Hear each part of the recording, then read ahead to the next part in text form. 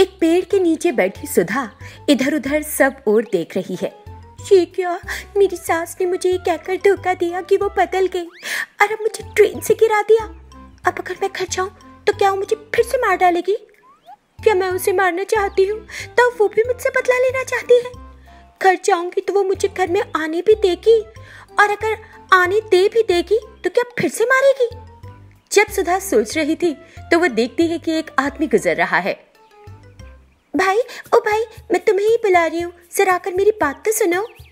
आदमी रुक जाता है और सुधा को देखता है। मुझे देखो, मैं रास्ता भटक गई और यहाँ आ गई। मुझे अपने गांव जाना है, कुछ पैसे चाहिए, प्लीज मुझे दे दो, तुम्हें पुण्य मिलेगा। उस आदमी ने कुछ नहीं कहा, ठीक है बोला और अपनी जेब से पैसे निकालकर सुधा को दे दिए। सुधा ने पैसे लिए और चली गई।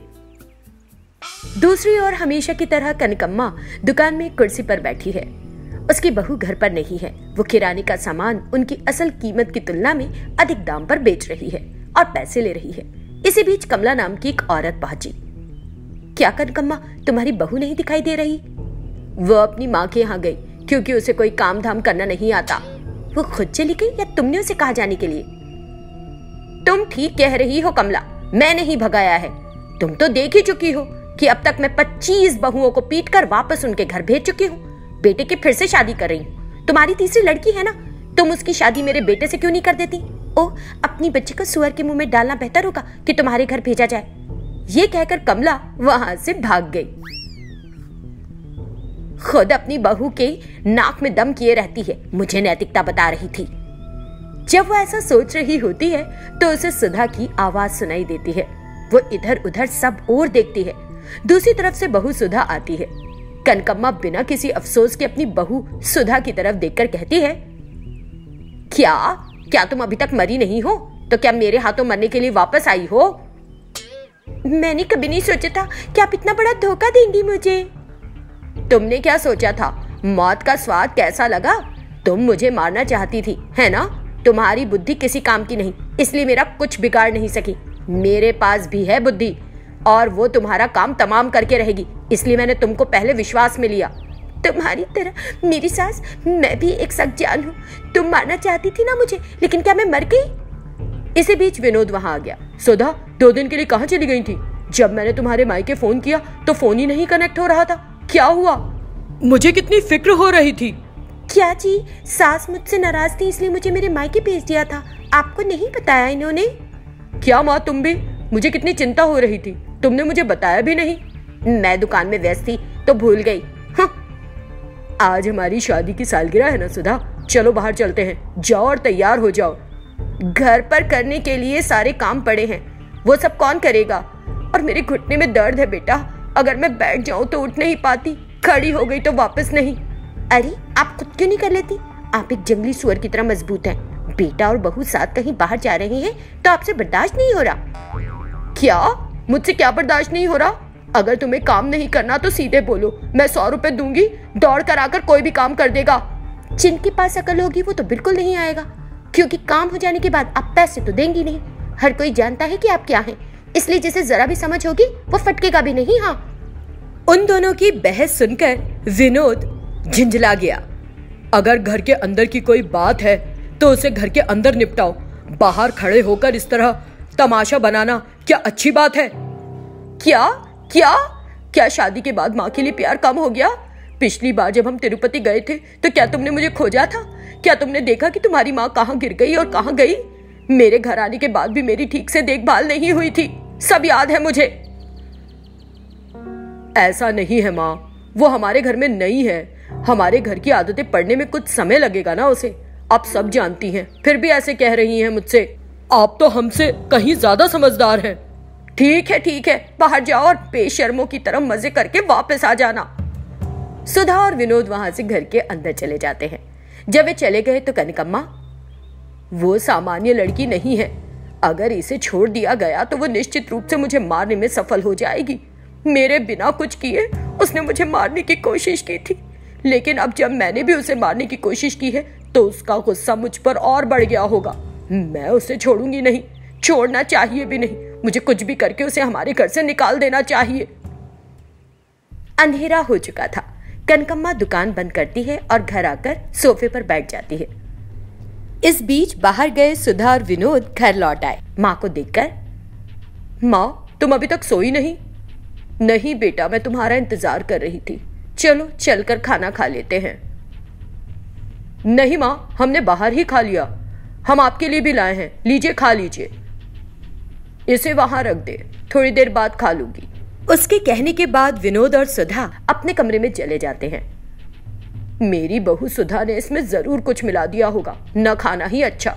यह सोचकर वो उस बिरयानी को कूड़ेदान में डाल देती है। सास बहू दोनों ही रात भर सोई नहीं और जागती रहीं। सुबह के लगभग 10 बज चुके थे। सास कनकम्मा उठ जाती है और हॉल में जाती है। हर जगह काम बिखरा पड़ा है। लगता है वो भी मेरी तरह बहराई हुई है और रात भर जाग रही थी। मैं आज उसका अंत देखूंगी। कनकम्मा रसोई में गई, चाय बनाई और प्याले में डाली और हॉल में आ गई। इस बीच सुधा भी उठ जाती है और चाय के लिए किचन में जाती है। अपनी सास द्वारा बनाई गई चाय पीने की बजाय वो अलग से बनाती है। सुधा भी एक कप में चाय डालती है और हॉल में आकर सोफे पर बैठ जाती है और चाय पीने लगती है। चाय पीने के बाद सुधा नीचे गिर गई और बेहोश हो गई।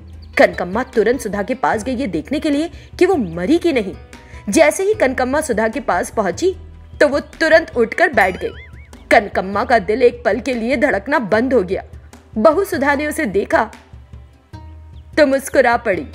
सास, क्या तुम खुश हो गई थी कि मैं मर गई? तुम जिंदा भी हो तो भी मेरे लिए मरी हुई ही हो। दफा हो जाओ। कनकम्मा बाहर जाती है और जमीन में एक गड्ढा खोदने लगती है। बहू देखकर वहां आ गई। क्यों माँ जी, तुम अपने लिए गड्ढा क्यों खोद रही हो? क्या तुम्हें लगता है कि मैं तुम्हें कूड़ेदान में फेंक दूंगी, इसलिए तुम पहले से ही एक बड़ा सा गड्ढा खोद रही हो अपने लिए? ये गड्ढा मेरे लिए नहीं, तुम्हारे लिए है। जब तक तुम जीवित हो इसमें दफन रहना। और बस वो बहू को गड्ढे में ढकेल देती है। कनकम्मा जब सुधा गड्ढे में गिरती है तो जल्दी से उसे मिट्टी से ढक देती है। सुधा उस गड्ढे में फंस जाती है, बाहर नहीं आ पाती। सुधा अपनी सास पर आग उगलने लगती है। वो चिल्लाती है और उसके मुंह में जो कुछ भी आता है वो अपनी सास को उन शब्दों से कोसती है। कनकम्मा गुस्सा होकर एक टोकरी से सांप को बाहर निकालकर सुधा पर छोड़ देती है और मुस्कुराते हुए वहां से चली जाती है। मम्मी, सांप मुझे ऐसे क्यों देख रहा है? क्या इस धरती पर मेरा आज आखिरी दिन है? मुझे नहीं पता कि ये मादा सांप है या नर सांप। अब मैं सांप से क्या कुछ मांग लूं? मैं इससे कैसे प्रार्थना करूं? मेरे हाथ भी धंसे हुए हैं। मेरी राक्षस सास ने मेरे हाथ भी दबा दिए। यहाँ से कैसे निकलूं? सुधा बेहद घबरा जाती है। श्रीनगर कॉलोनी में रमन नाम के व्यक्ति का घर है। सुबह के 7 बजे हैं। शालिनी उठकर सिर से नहाती है और पवित्र तुलसी के पास धूप जलाकर उसके चारों ओर परिक्रमा करती है। फिर वो रसोई में जाती है और चाय बनाती है। 3 कप में उडेलती है और अपने पति रमन के पास आती है। Good morning Raman. Good morning Shalini. क्या तुमने पिताजी और माँ को चाय दे दी? अभी नहीं, अब दूंगी। जल्दी आओ, मैं बाहर इंतजार करूंगा। रमन ये कहते हुए कमरे से बाहर चला गया। शालिनी भी सास ससुर को चाय देने जाई। तब तक सास शारदा उठ गई थी और सेलफोन पर गाने सुन रही थी। ससुर मोहन राव सो रहे थे। गुड मॉर्निंग सासू माँ। गुड मॉर्निंग ससुर जी। Good morning Shalini. तुम्हारे ससुर अभी नहीं जागे, हम दोनों के लिए चाय डालकर जा सकती हो। सासू माँ, मैंने टिफिन बना दिया है, मैं बेकरी जा रही हूँ, लंच के समय आऊंगी। आज भी बहू? शारदा कुछ कहने वाली थी। शालिनी ने उसकी बात को अनसुना कर दिया और बाहर भागी। रमन ने पहले ही बाइक स्टार्ट कर रखी थी और तैयार था। शालिनी आकर बाइक पर बैठ गई तो रमन आगे बढ़ा। वो बाइक को आगे बढ़ाता है। शालिनी, और कितने दिन छुपाएंगे? चलो माँ को बता देते हैं। रमन, मैं भी कहना चाहती हूँ लेकिन कहने से डरती हूँ। अगर उन्हें अपनी बहू का मटन बेचना पसंद नहीं आया तो क्या करेंगे? फिर मुझे तुमसे दूर कर देंगे। मैं ये बर्दाश्त नहीं कर सकूंगी। तुम जानते हो कि मैं मटन बेचना नहीं छोड़ सकती हूँ। तुम्हें इसका कारण भी पता है। मैं जानता हूँ शालिनी, इसीलिए मैं तुमको परेशान नहीं करता। मैं मदद कर रहा हूँ। सब कहते हैं कि शादी के बाद बेटी की जिम्मेदारी सिर्फ ससुराल वालों के प्रति होती है, मगर मैं ऐसा नहीं मानता। तुम्हें याद है ना, जब तुमने मुझसे वो बात कही तो मैंने तुम्हें क्या जवाब दिया था? मैंने कहा था कि मैं अपनी माँ और पिता के लिए मटन बेचना चाहती हूँ, तो तुमने कहा था कि इसके बारे में बात करने से क्यों डरती हो। तुम्हारे माता पिता के पास सिर्फ तुम एक सहारा हो, इसलिए तुमको उनका ख्याल रखना होगा, इसीलिए मैं तुम्हारा साथ दूंगा। बाइक आगे बढ़ी और एक मटन की दुकान के पास रुक गई। शालिनी बाइक से उतरी और एप्रन पहनकर मटन की दुकान पर चली गई और मटन काटने लगी। पत्नी को मटन की दुकान के पास छोड़कर रमन अपने घर पहुंचता है। उसके माता पिता शारदा और मोहन राव दोनों हॉल में आए और सोफे पर बैठे थे। तभी बेटा रमन बाहर से घर आ गया। बेटा रमन, शालिनी कहाँ गई? वो बेकरी गई है माँ। सुबह इतनी जल्दी? सुबह 7 बजे बेकरी पर कौन आएगा? उसे जाकर मक्खियों को पकड़ना है क्या? जहाँ उसकी बेकरी है माँ, वहाँ लड़कों और लड़कियों के कॉलेजेस हैं, साथ ही हॉस्टल भी हैं, इसलिए सुबह ही बेकरी की चीजों की डिमांड हो जाती है। कितने ही कॉलेज और कितने ही हॉस्टल क्यों ना हो, क्या लोग इतनी जल्दी बेकरी आ जाएंगे?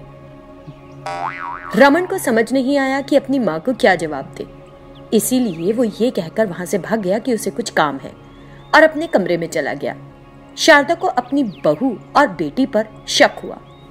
पति पत्नी मिलकर कुछ छिपा रहे हैं, हमें जानना चाहिए कि क्या बात है। मैं पता लगाऊंगी। कितने दिन ये दोनों मुझसे छिपा कर रखेंगे? सास शारदा सोचती है। वो अपने दांत ब्रश करती है, चेहरा धोती है, बाद में खाने की मेज पर बैठती है, टिफिन से गर्मा गर्म इडली परोसती है और ठंडी चटनी डालकर खाने लगती है। टिफिन अच्छा नहीं लगा मुझे, बहू होती तो गर्मा गर्म हम जो कहते वो बना देती।